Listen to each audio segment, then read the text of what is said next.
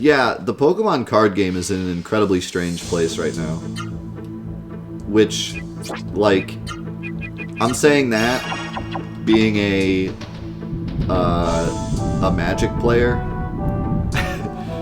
which Magic is an even worse place right now. Well, it was. They just fixed it recently, but the last Magic set that came out is one of the most broken of like all time. So it's hard to even say the Pokemon game's broken. But anyways, Guardian Chain. Isn't that the yeah.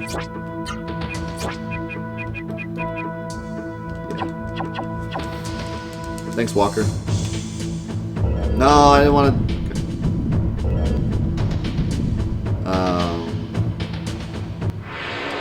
But yeah, the Pokemon card game is in a really weird spot. They had done like so much to make the card game like pretty balanced. I mean, the Pokemon card game has never been like the best card game, but it's been pretty balanced because the way that they don't really make any cards that like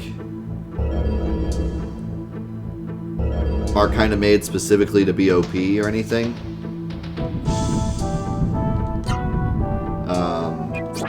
And it doesn't really work like Yu-Gi-Oh! Or Magic, where there's a lot of like magic and spell cards that can get you infinite combos and stuff. Like, Pokemon's a bit more basic in kind of a good way. But they released these DX cards a while ago that were pretty strong, but it wasn't really a big deal because everyone had access to them. Like, it wasn't like the DX cards only worked in certain decks. It was kind of something where like everyone got them. It wasn't like Yu-Gi-Oh! Where they come out with like some super Blue Eyes card, and if you're running a dragon deck, you're just God now. Or in Magic, where like they come out with some really good green card, and then if you're running green, you're now a God. Like, the DX cards are really strong, but you could put them in any deck, so it kind of worked out.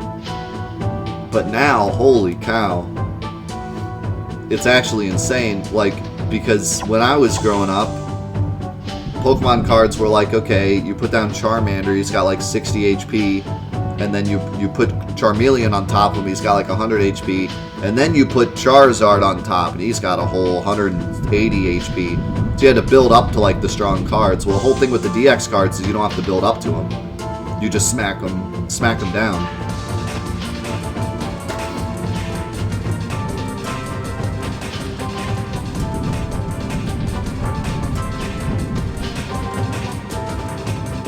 Mendo, thank you so much for the 37 months, dude. Holy cow, you're incredible. Thank you so much for the support. So, like, the whole gimmick behind the DX cards is that you don't have to build up to them. You just plop them down, and they're already like 300 HP, super strong cards. But the bad side of them is if you defeat them, you get 2 victory cards instead of 1, which victory cards are what you need to win the game. So, well, I think they're actually called prize cards. But anyways, so the whole mechanic is like you get a really strong card for free, but if they destroy it, then you get punished. But like, anyone that plays card games knows that that's worth it. Because the whole thing with card games, pretty much any card game you could ever play, is like, there's basically like 2 things. Pressure and card advantage. Those are like the 2 things that matter in almost every card game. So if you can get pressure on your opponent and force them to play more cards, therefore giving you a card advantage, or if you can just have a card advantage from playing less cards and have more cards in your hand than your opponent, you're usually going to win. That's true with Yu-Gi-Oh!, Magic, Pokemon, Digimon, any card game. Card advantage is almost always the important part. And the amount of card advantage you get for having a single card be that strong is way better than the disadvantage of if it dies, they get 2 prize cards. So like, every Pokemon deck is just like super DX deck now. And they made some cards that counteract the DX cards. Like, there's specific cards you can play that are literally like, if your enemy is using a DX card, they die, or so, just like some super counter cards. But in my understanding, like, it's still worth it, even if they have a DX counter card, to play the DX card. So I think they kind of shot themselves in the foot with the whole DX thing. because it just seems like way too good. Yeah, and there's a lot of other stuff that goes with it too, like energy cards and stuff that just, yeah, it all just kind of makes the DX stuff nuts. Yeah, Yu-Gi-Oh! Is insane also, but that's not even a specific card, that's just the whole meta. Wow, wow, wow, wow, wow. Oh boy. You remember this boy? So we're fighting the old Berserker boss, but he's level 2. Which is actually pretty scary.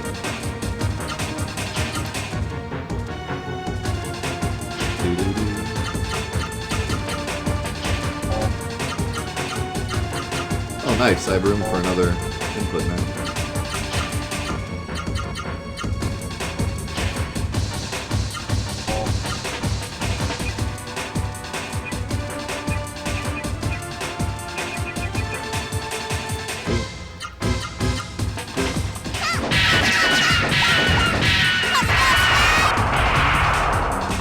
Ah, oh, it does so much damage. Ouch.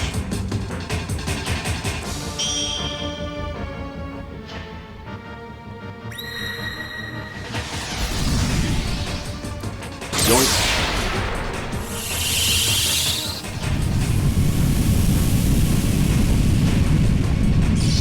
It's going great, Mendo. We've had an amazing week. I'm just enjoying one of my favorite games.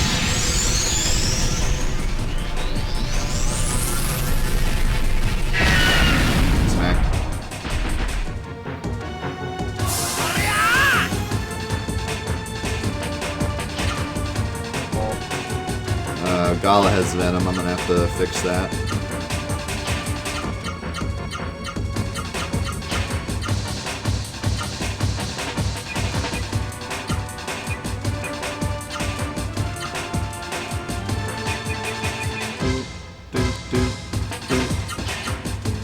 Let's go in, Sire.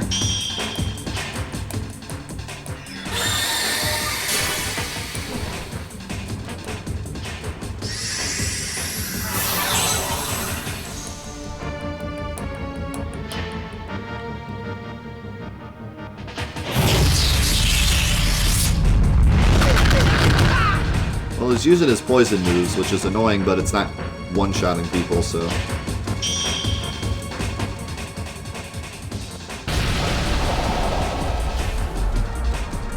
Doggo! Ah.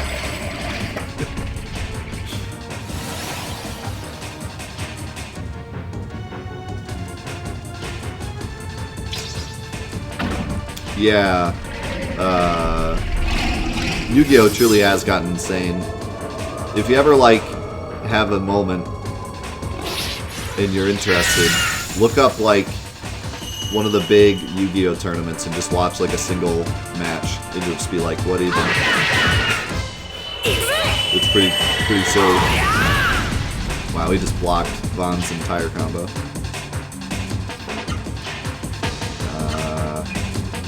Let's do this.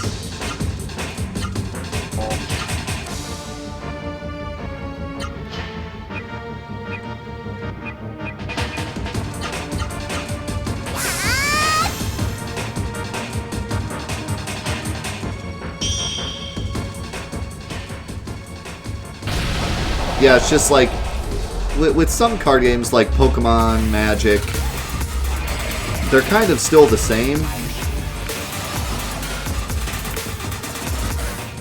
You know, like, they've changed over years and there's stronger cards and everything, but the general concept of the game is the same. But Yu-Gi-Oh's meta is so bizarre that it doesn't even feel like the same game anymore. And some people like that and are cool with that, but it's pretty weird if you played it as a kid and then go back to it now. You're like, what in the world? What in the world is this? Clutch Speeds, thank you so much for the 2 months. Thanks, man. Appreciate that a lot.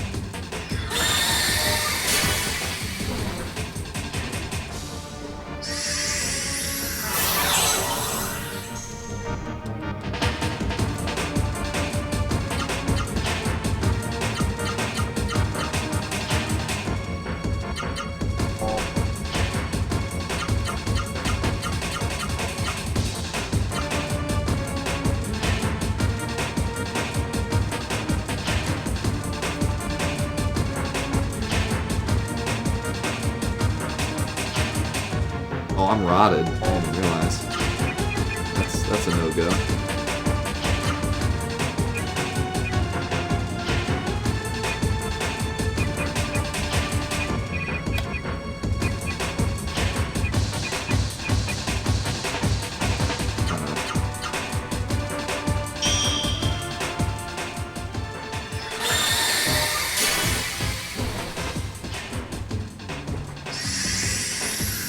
Yeah, well, honestly, I'd argue that Yu-Gi-Oh's always been that way. That's the one thing that's why I quit Yu-Gi-Oh! Because in a lot of card games, especially like Pokemon and Magic, they do a pretty good job of making sure that old cards are still useful. I mean, sure, if you want to go to like the most prestigious tournament on the planet, then you probably need a lot of money and all the new cards, but you can definitely play with friends. You can definitely go to Friday Night Magic with old cards and be fine. Especially if you know what you're doing. And Yu-Gi-Oh! Was never like that. Yu-Gi-Oh! Was always like, the new cards were always just in every way better. Nice. That fight went really well. He really didn't do anything scary. He just poisoned us over and over.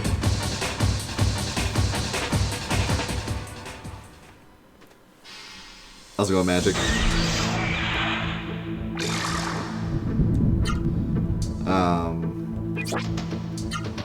But yeah, Yu-Gi-Oh! Was always doing this stupid stuff where, like, especially with, like, the 4-star cards, because in Yu-Gi-Oh! Basically, like, the most important card, not really the most important, but one of the important things you can do is have good 4-star cards in your deck, way back when normal summoning was even a thing. So the 4-star cards were the strongest cards you could put down on the field without sacrificing. And at a time, 1700 was the strongest attack power a 4-star card would have. But then, like, the next set, they'd come out with an 1800 card that had 4 stars. And then all your 1700 cards were crap because there was a new 1800 card with 4 stars. So then you have to go out and buy that, and then the next set there'd be a 1900 card, and you'd have to go out and buy that. And they would just keep upping the ante over and over again.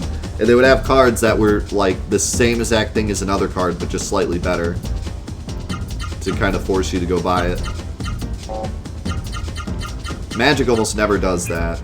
Magic, like, makes sure that if a card is bad, it has some kind of redeeming factor to it, or if a card is better than another card, it has some kind of negative to it. At least for a while. Nowadays, there's lots of Magic cards that are just better than other cards, but they at least try. Yu-Gi-Oh! I never felt like they even tried. They specifically came out with better cards, so you'd have to go buy them.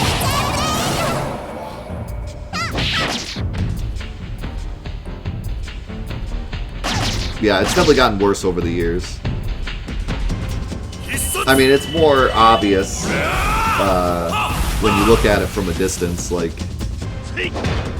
looking at it now, it's pretty silly, but from set to set, it's not too bad.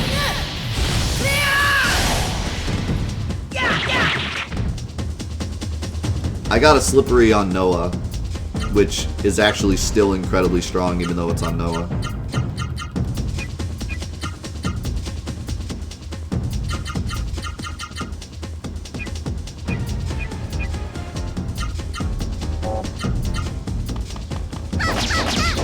I think one of my favorite examples of Magic card power creep is that Vampire card. Is it? I'm sure Magic already knows which card I'm talking about. It's like Vampire Nighthawk, I think. Something like that. That card versus there was this card that we had as kids. Yeah, nowadays Nighthawk isn't even that great, but I just remember the day that Nighthawk came out because I was looking at my old Magic cards, and Noble Templar, I think his name is.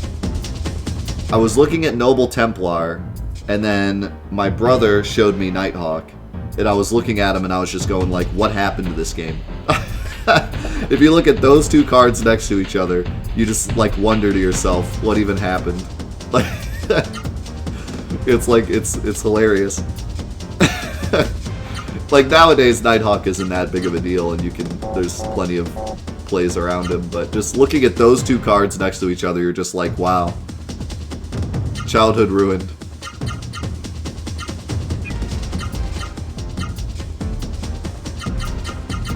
Because Noble Templar is like a 7-mana terrible card. It's like a 4/6 for way too much mana, but it has Vigilance. And because it had Vigilance, it was like, oh my god, this is the best card in the whole game. Like, you'll never beat this. It has Vigilance, dude. And like, the whole point of black, of the black color back then, was it really didn't have, like, unless you were playing vampires specifically, it didn't really have much life gain, and it was more of like losing life for stuff in like zombies. So you would never expect a card to be that good at getting life. That was an interesting voice. Oh my god, he blocked everything. We are like gonna die. Can you? Let's do this.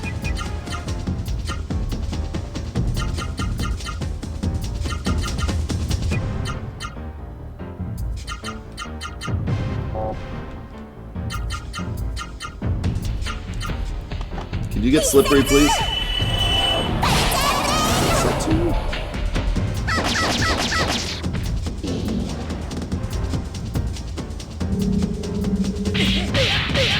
Oh no!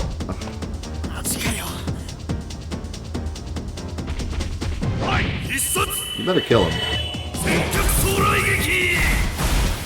Absorb! All that work and I didn't even absorb it.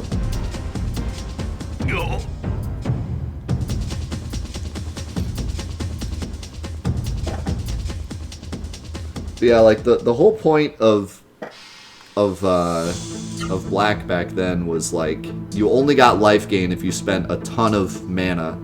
So you would basically like build up this army of zombies and lose a bunch of your health for like bats and stuff with abilities that would lose you health.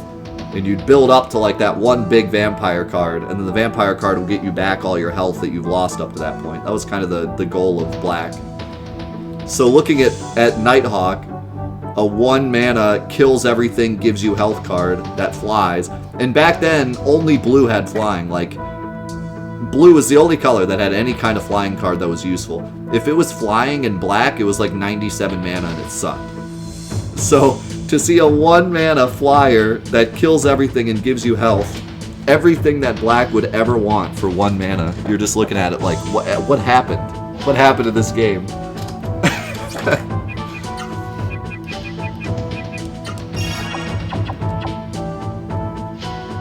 But nowadays that's pretty common, and black has a lot more like aggro abilities.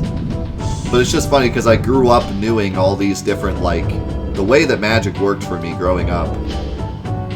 I knew all that, you know, white is like white weenie or life gain, black loses all of its health and then gains it back in end game, green has all this mana ramp stuff, blue has draw and counter, and I had all these like things ingrained in my brain. So to see a card like Nighthawk that's literally like the exact opposite of what I grew up on is just funny. It wasn't necessarily how strong it was more of just the concept of the card alone.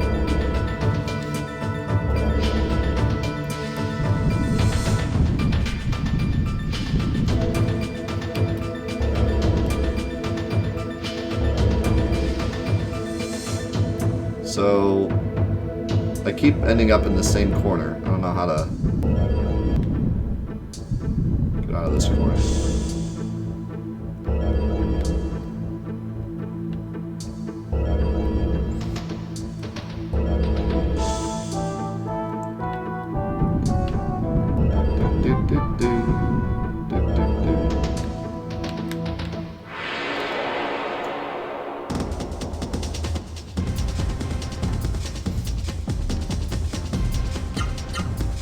We're like out of MP, so I'm a little worried. I do have some magic fruits though.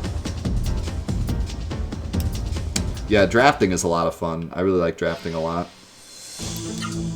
Drafting is fun because it, I can kind of use my old-fashioned deck building skills.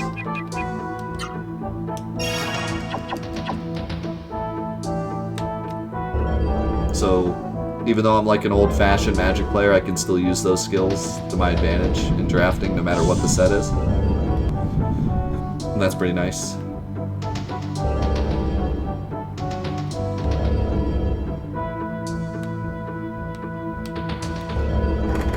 Yeah, like I said, it's not necessarily... Oh, there we go.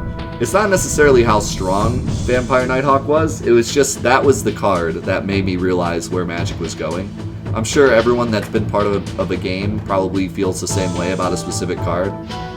Like, there was that one card that you saw it and you knew that your game was changing, you know? I'm sure Yu-Gi-Oh! It's probably like, I don't know, maybe the Dragon Rulers or something. But, like, you see that one card and you're like, oh no, this is where we're headed. You know?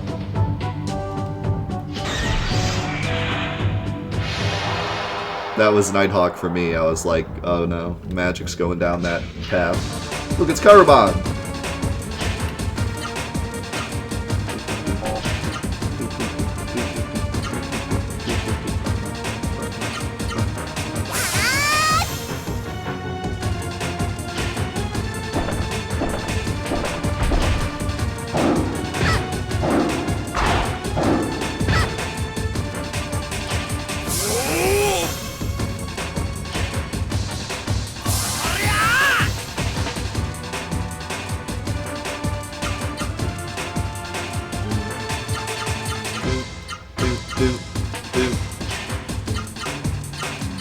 That's gonna be a sick combo.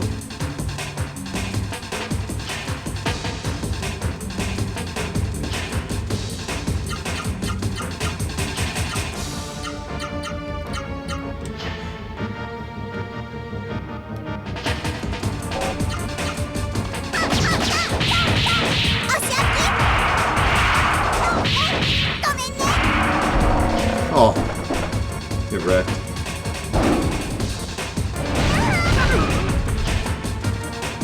Yeah, it's not too scary.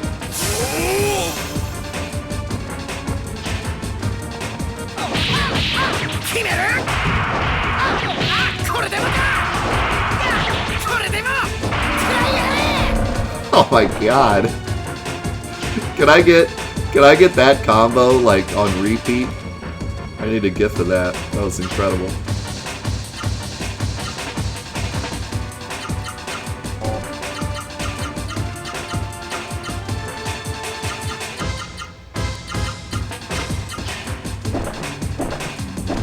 I nearly like pushed him to the wall, yeah.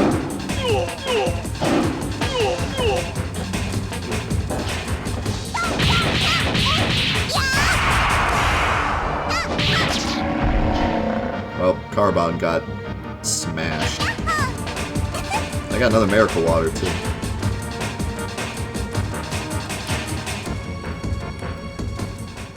Thanks, Deadlock.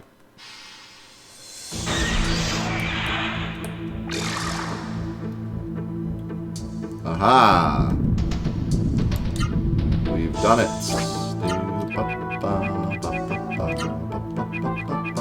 Who's up now this time?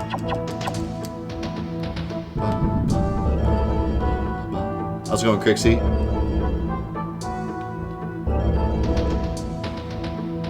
Oh no, I forget how to get there now. If I do that, will I get there? Yeah.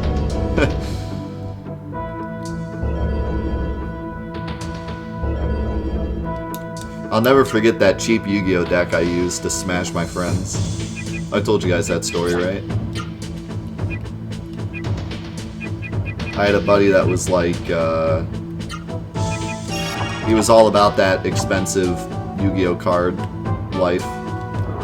He like went out and bought the Yu-Gi-Oh movie so he could get the shining Blue Eyes Dragon, and he had like a Blue Eyes deck with all the most expensive like dragon cards he could find. Strange blue water. Yeah, let's do it. Nice. Strange green water. We're dead. Oh, well, what? Why are there two different ones if they both do the same thing? So anyways, yeah, I had a buddy who like went out and bought all the most expensive cards and made like the strongest like Blue Eyes deck he could make. And I put together like it was probably at the very most like $15 worth of cards. It had like Fissure, all of the crappy, cheap, but brutally broken cards. Because this was before the ban list came out. So I had like Fissure, Dark Hole, Monster Reborn, and the whole deck was just life point abuse. So I had like Bad Reaction to Samachi, Gift Card. I think Gift Card was a card back then. I had that Cannon card that does like 1,000 more life points every turn that it's on the field. And just all these... Oh, and Dark Snake Syndrome, which was like my favorite card in the whole game. It did 200 damage to both of you, and then 400 damage to both of you, and then 800 damage to both of you, and then 1,600 damage to both of you. And so I would just life point abuse and then play Dark Snake Syndrome, and he would die before me. And I would play that deck against everyone that thought they had a good Yu-Gi-Oh deck and just smash them because it was brutally broken. And the whole deck cost probably like $10. Because back then no one understood how strong those cards were.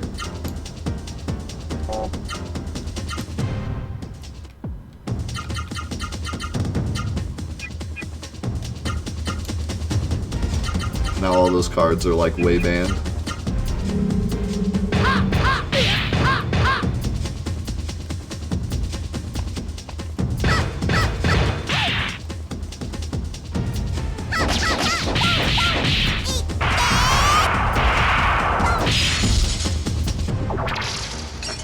I remember I played against somebody, and they asked me if they wanted to play. He was like, "Do you want to play anime rules?" So he was asking if we wanted to play like in the anime where they have 4,000 life points instead of 8,000, and I was like, "You don't want to do that. you don't want to do that. You think you want that, but you don't want that. The Blizzard special." You will get completely creamed in 2 turns if you play like that against me.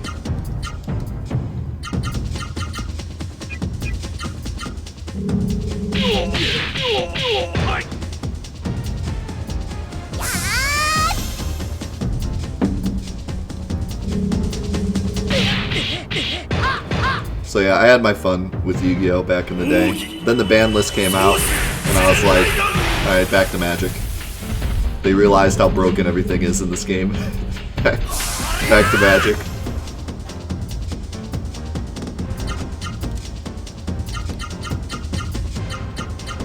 I think that, for the most part, they knew how broken stuff was, even back then. But they were just biding their time, because they wanted all the kids to go out and buy the cards. And then they were like, okay, we're gonna have tournaments, so we have to start banning stuff. But when the anime was popular, it was like, yeah, Egyptian God cards, Exodia, whatever. Have it all out there, don't ban anything. Get all the kids to go out and buy them and then ban them.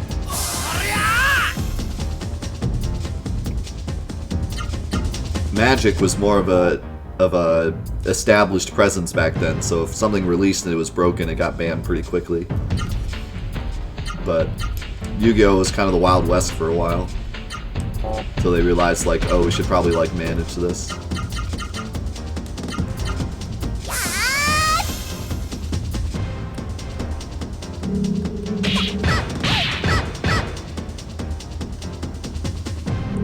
The anime really wouldn't have worked as well if everything was banned. You know, kids wanted to go out and buy the card that the kid in the anime used to beat everyone. New art! And I missed. Well, that was cool. I got new art.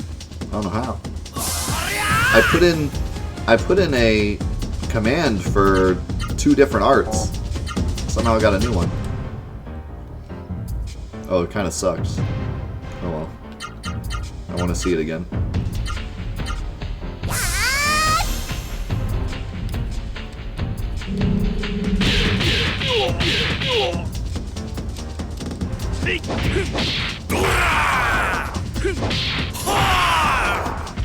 Okay, guillotine's kind of cool.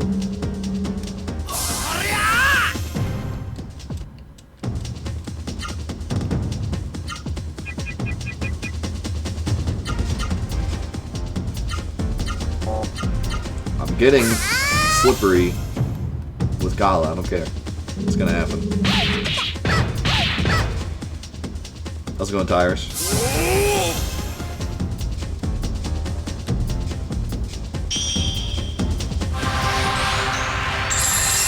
That's why I have so much respect for Pokemon. Like, I never played the Pokemon card game correctly. My brother and I collected the cards because we liked Pokemon, and then we'd play like our own version of the card game with the cards because we didn't know the real rules.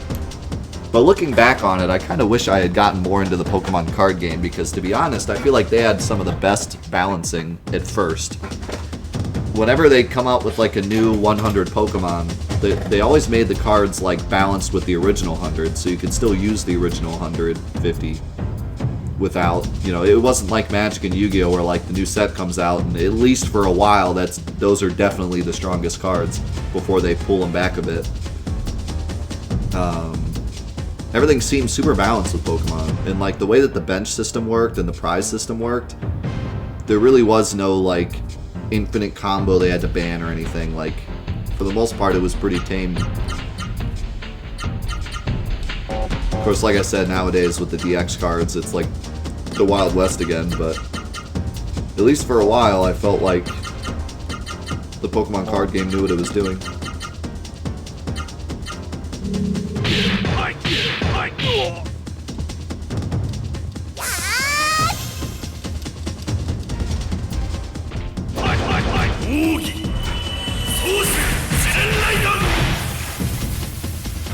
I don't know what it is with these slipperies and blocking everything. The cool thing about the Pokemon card game too is like the way they run their tournaments is so neat. They have like actual badges and stuff you get for like going to the tournaments. And I think, correct me if I'm wrong, but I think there's actually a Pokemon Master at all times. Kind of like there's a Chess Master. Isn't there like a Pokemon Master that you have to like defeat in order to become the new Pokemon Master? Like in the show and the games? It's something like that, or whoever has the most badges is like the current master or whatever. I don't know how it works, but they tried to do it kind of like the show, and it's really cool. It's not just go to a tournament, win money. There's like more to it.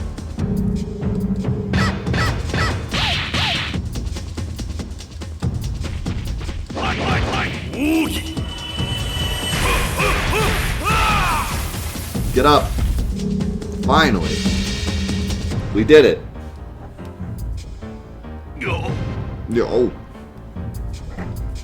I can't wait to see how much damage Slippery is going to do on Gala.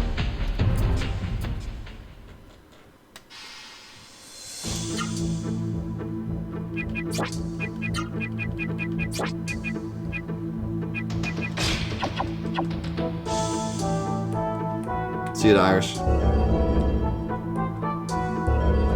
Oh boy. How much should we get? I just need to heal.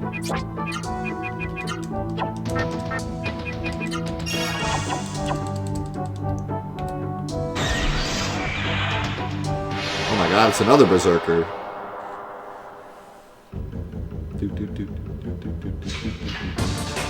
Level 3.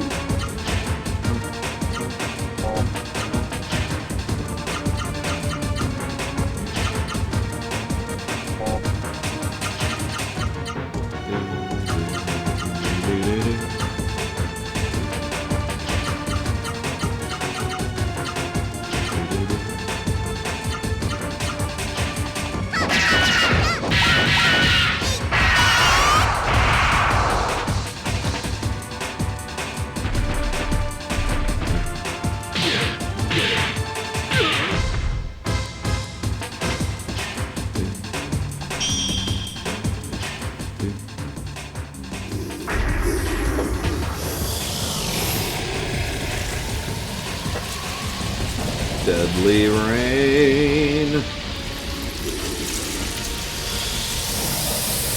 Now it's red.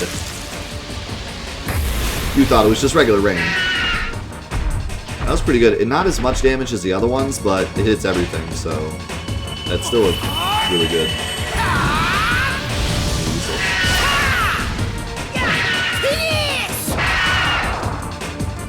Vaughn bringing the damage. Alright, we're gonna take it easy here. Because I don't know what this guy is capable of. Thanks, John Ron. So here's... You want to know my, like, my conspiracy theory about Yu-Gi-Oh? I don't know if this is true or not, but if it was, I would give them the award for, like, the most 5,000 IQ plan.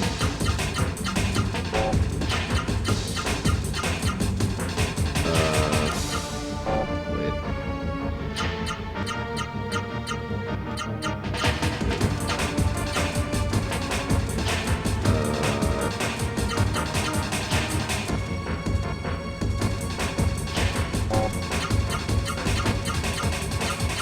Oh my god.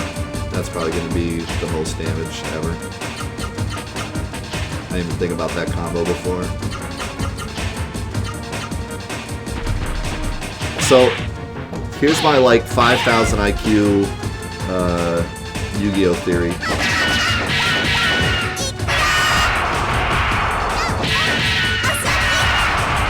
Oh my god, it did almost 3,000 damage.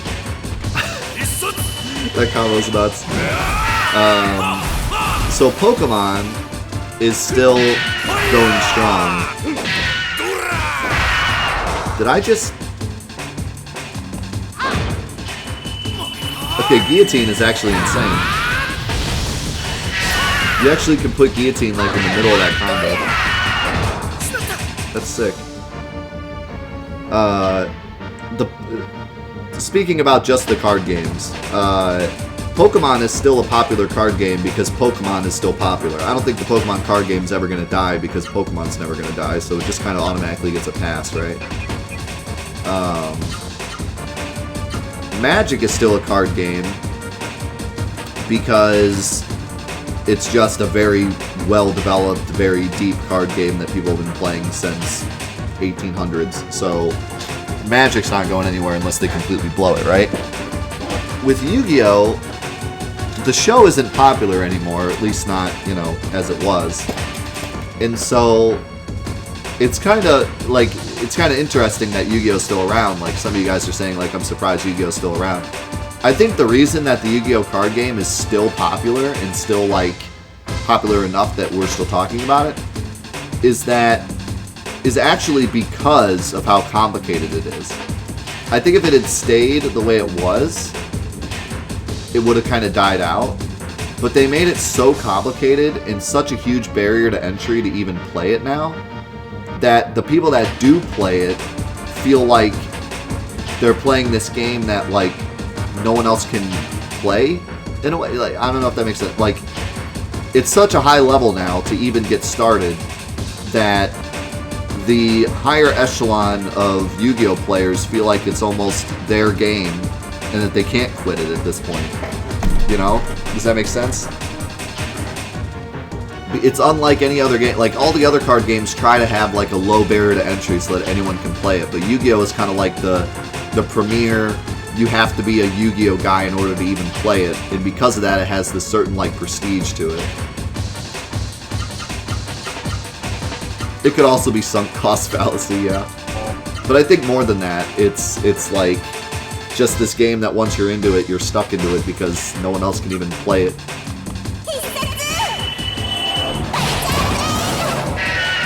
Oh, he blocked the first part. Stop blocking. Uh-oh. That's not good. That went off before I could heal.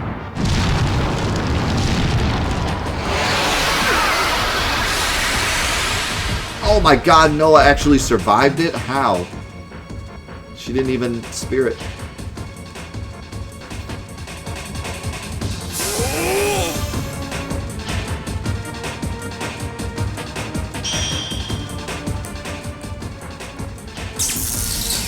I actually had a vote incentive for a Yu-Gi-Oh game a while ago and it lost.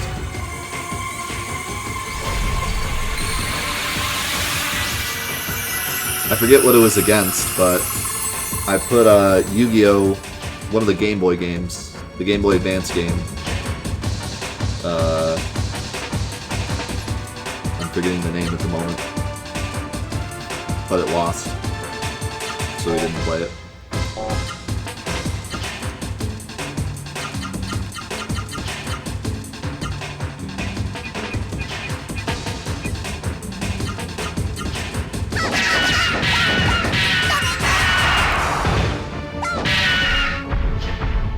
I think our doggo's gonna finish him off. He's already fallen over.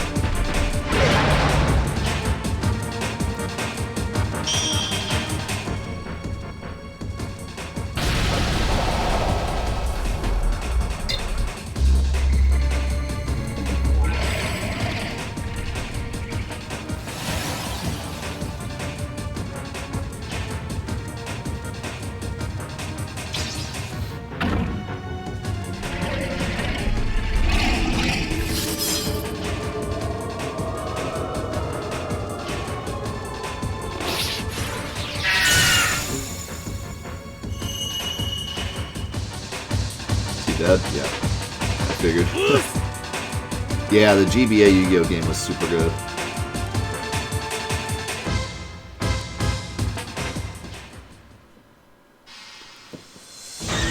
Yeah, I kind of have an issue with online TCGs as well. I love the idea of online TCGs, you know? Like, the idea of Magic Arena is amazing to me. Because I love building Magic decks. That's like my favorite thing to do, more so than collect or play. I just like building them. And Magic Arena is so great because there's no pay to win. You cannot buy cards. The only thing you can do is play, earn cards, and build decks. So it sounds awesome in that I would start off with a crappy deck and work my way up to a strong one. But the problem is, you start with a crappy deck, you build your way up to a strong one, and then everyone else is doing the same thing, and once you get to like playing ranked or playing against people, it's always the same meta deck that wins. And if you didn't build that meta deck, then you're pretty much just dead in the water, and you have to start all over trying to build the meta deck, and then the meta changes, and you're just always chasing like the next meta deck that everyone's using. And it just, I don't know, it just doesn't, that the first build, like, to get to that deck that you want is really fun, but after that, it just doesn't feel fun building more decks. And I felt the same way with pretty much every online TCG I've done. Not even like ones that are built on pre-existing games, but new, you know, like the mobile games that have their own TCGs. It's always fun to like build up to being pretty strong, but then once you get to a point, it's not worth it anymore. So,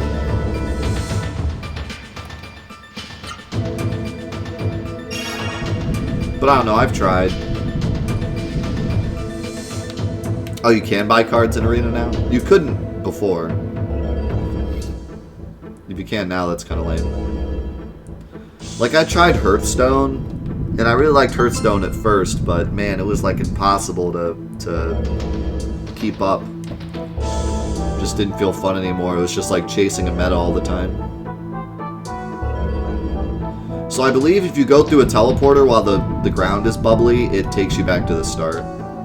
Because it does like a little flash, and then I seem to always end up at the start.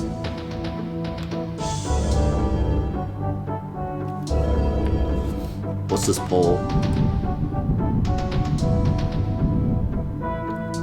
What TCG should we try to get Death to play? I mean, I've asked several times if people want to see me play certain things, and usually it doesn't go well.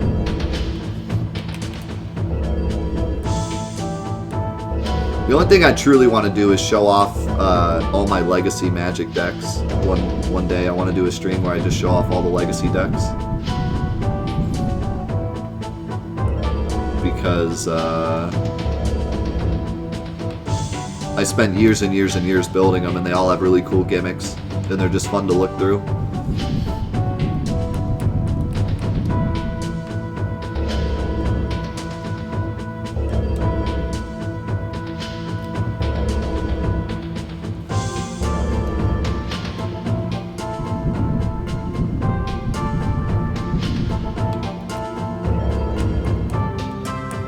But yeah, I had played Arena on stream a couple of times. So.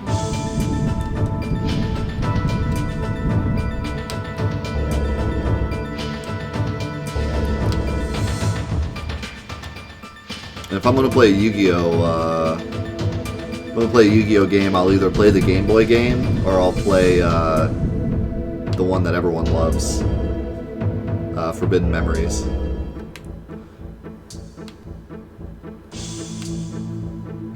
The most memed Yu-Gi-Oh! Game.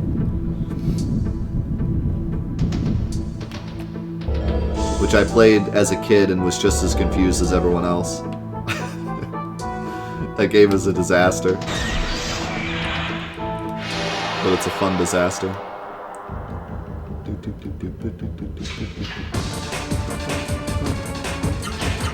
I actually played the online Pokemon card game on stream once too. That was fun.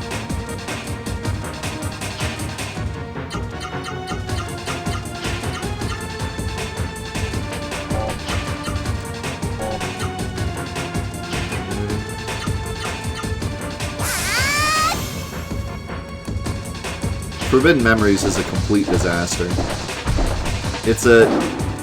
When you know how it works, it's a disaster that can be enjoyed, but it's a disaster. It's a cool game, though.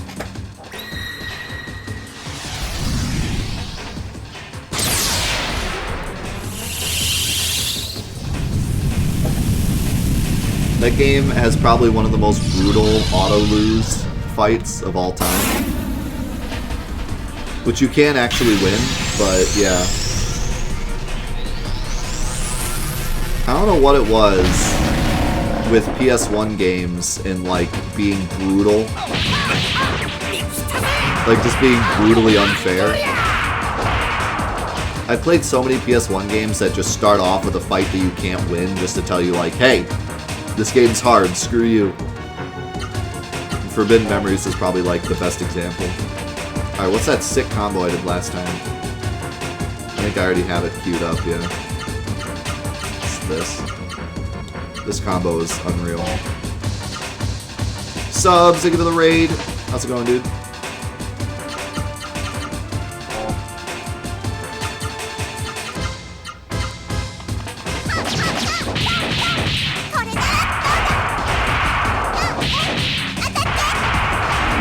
Oh my god.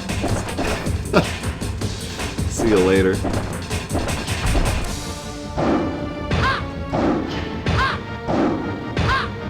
This Karubon is not having a good time.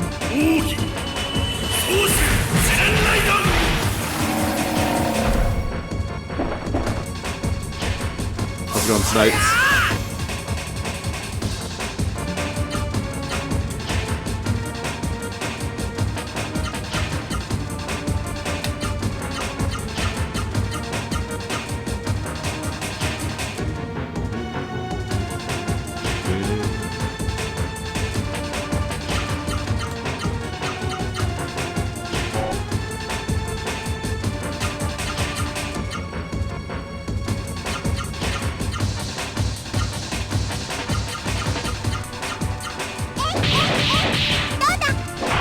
Yeah, we got Gala Slippery.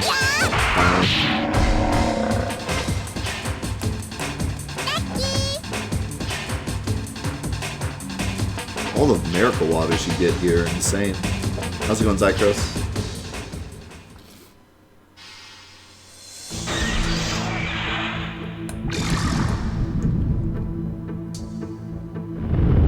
Oh boy.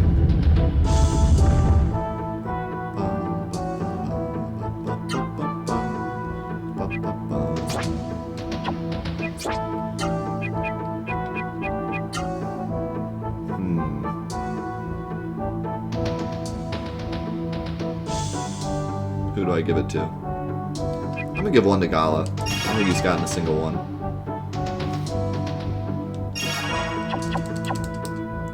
I actually care about my team members in this game instead of just always being like, give it to whoever's the main character. Like in Final Fantasy VII, I always gave all the sources to Cloud. I think a lot of people did. And that made more sense because Cloud follows you throughout almost the whole game. But in this game, you never lose Von, Noah, or Gala. They're always with you, so it makes more sense to actually invest in them. I don't know how to get to the door.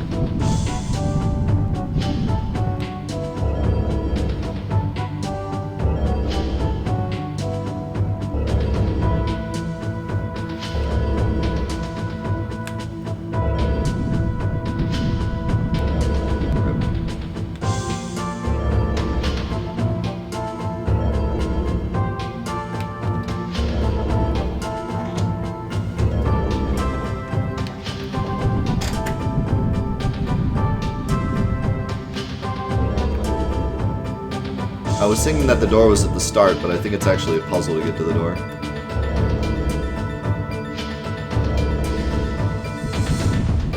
I did not mean to do that. I bonked into the wall and it like sent me back into the teleporter.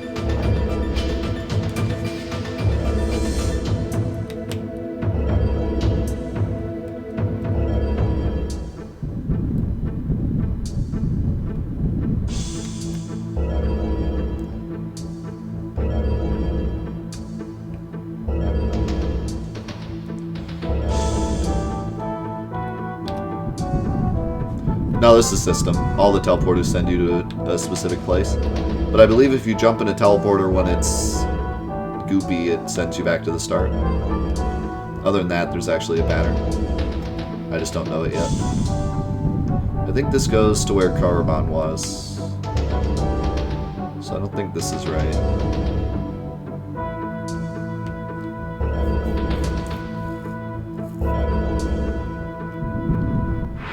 Unless maybe that teleporter? Maybe. Ooh, those are new. I wonder if you get different fights if the walls are goopy also. Looks like we do. That's neat. I don't think I've gotten a Gola Gola yet.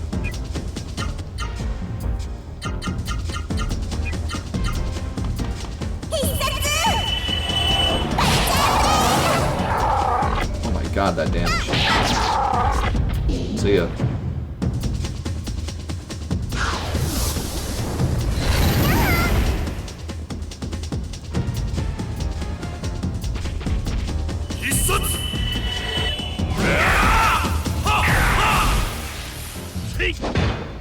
Do you guys remember the outrage with the new Pokemon game? Like the actual outrage about how they weren't putting in all the Pokemon and it looked far worse than other Pokemon games. That was like the only thing I read on the internet for like 2 weeks. And then it came out and everyone was just like, ooh, a new Pokemon game. And then that was that. I haven't heard anything since. But maybe I'm just not looking. I mean, it got good reviews, I think, so... Not perfect, but...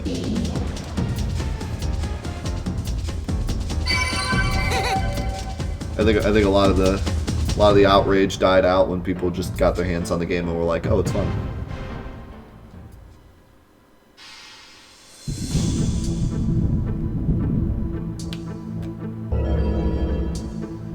Yeah, alright, I was right.